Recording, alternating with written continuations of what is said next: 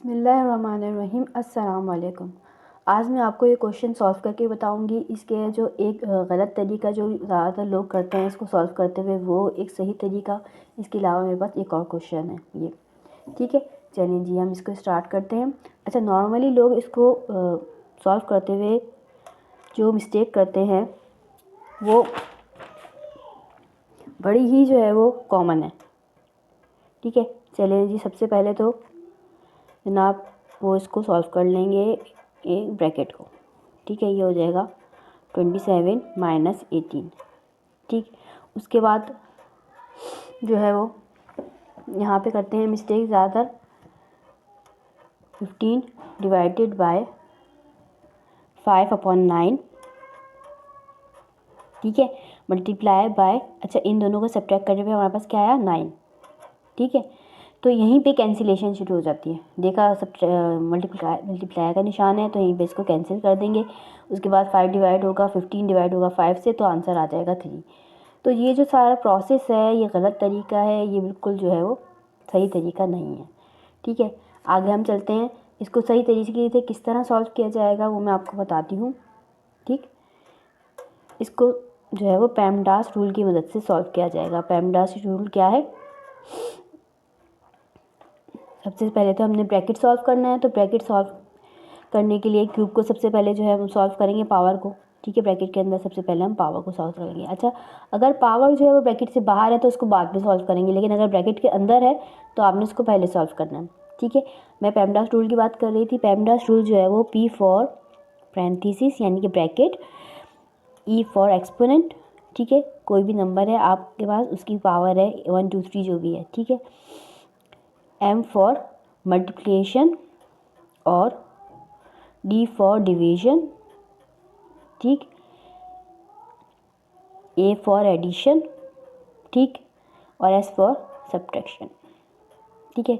अच्छा, PEMDAS rule में जो है अगर लेफ़्ट टू राइट इक्वेशन को सॉल्व करते हुए मल्टीप्लाई पहले आ रहा है तो आपने मल्टीप्लाई को पहले सॉल्व करना है, ठीक है।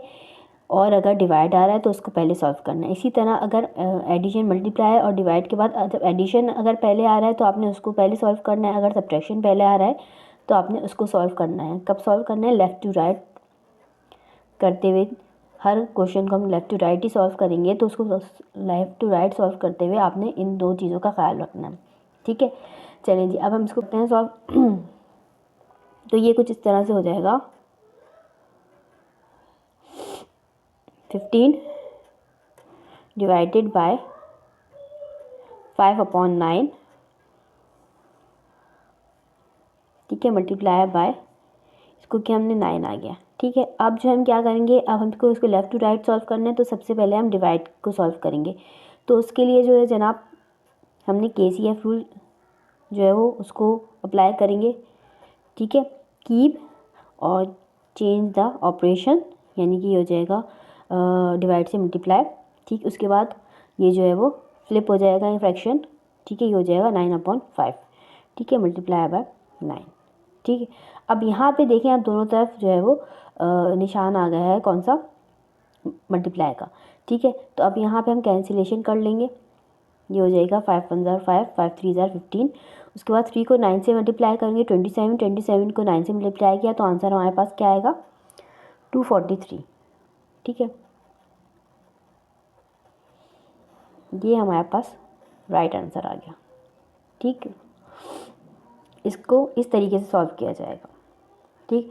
अब नेक्स्ट क्वेश्चन की तरफ चलते हैं। नेक्स्ट क्वेश्चन क्या है? 9 + 6 open parenthesis 9 + 6 close parenthesis -45 divided by 3 multiply by 5 is equal to question mark, ठीक है। ये हमने सॉल्व करना है। अच्छा, इसमें लोग ज़्यादातर मिस्टेक क्या करते हैं वो मैं आपको बताऊं, ठीक है। वो करते हैं जनाब, पहले तो चलो उन्होंने ब्रैकेट को सॉल्व कर लिया, ठीक है। -45 डिवाइडेड बाय 3 मल्टीप्लाई बाय 5, ठीक है। नेक्स्ट स्टेप में वो क्या करेंगे कि उन्होंने इनकी जो है वो यहीं से सॉल्व करना है और पहले इसी ऑपरेशन को सॉल्व करेंगे वो। तो ये हो जाएगा जनाब -30 डिवाइडेड बाय 3 मल्टीप्लाई बाय 5। उसके बाद क्या करेंगे मिस्टेक, वो ये करते हैं कि अब डिवाइड करेंगे, फिर मल्टीप्लाई करेंगे, ठीक है। करना यही होता है, लेकिन सबसे पहले जो आपने सब्ट्रैक्शन किया है वो आपने गलत कर दिया, ठीक है। जब भी जो है आप इस तरह की इक्वेशन को सॉल्व करेंगे तो सबसे पहले हमने क्या करना है, डिवाइड को सॉल्व करेंगे, फिर मल्टीप्लाई को करेंगे। अगर मल्टीप्लाई यहाँ पहले है तो उसको सॉल्व करेंगे, फिर डिवाइड को करेंगे, ठीक। तो जनाब इसका आंसर कुछ इस तरह आ जाएगा -10 मल्टीप्लाई बाय 5 और इसका आंसर आ जाएगा -15, ठीक है। ये जो सारा तरीका है सॉल्व करने का ये बिल्कुल गलत है, रॉन्ग मेथड है, ठीक है। अब इसको सही तरीके से किस तरह सॉल्व किया जाएगा वो मैं आपको बताती हूँ। सबसे पहले जो है हमने ब्रैकेट को सॉल्व कर लिया 15, ठीक, -45 डिवाइडेड बाय 3 मल्टीप्लाई बाय 5, ठीक है। अब पेमडास रूल में जो है हमने सबसे पहले जो है वो पैरेंथेसिस को सॉल्व करना था, वो हमने कर लिया। उसके बाद है एक्सपोनेंट, एक्सपोनेंट यहाँ पे है नहीं। उसके बाद है मल्टीप्लाई, ठीक है। तो अब मेजर गलती लोग ये भी करते हैं कि डायरेक्ट जो है मल्टीप्लाई की तरफ आ जाएंगे, ये आपने नहीं करना है। आपने इसको लेफ़्ट टू राइट सॉल्व करना है। तो सबसे पहले आपने सॉल्व करना है किसको, इसको, फिर उसके बाद सेकंड नंबर पे आपने सॉल्व करना है मल्टीप्लाई पे, थर्ड नंबर पे आपको सॉल्व करना है किसको, सब्ट्रैक्शन को, ठीक है।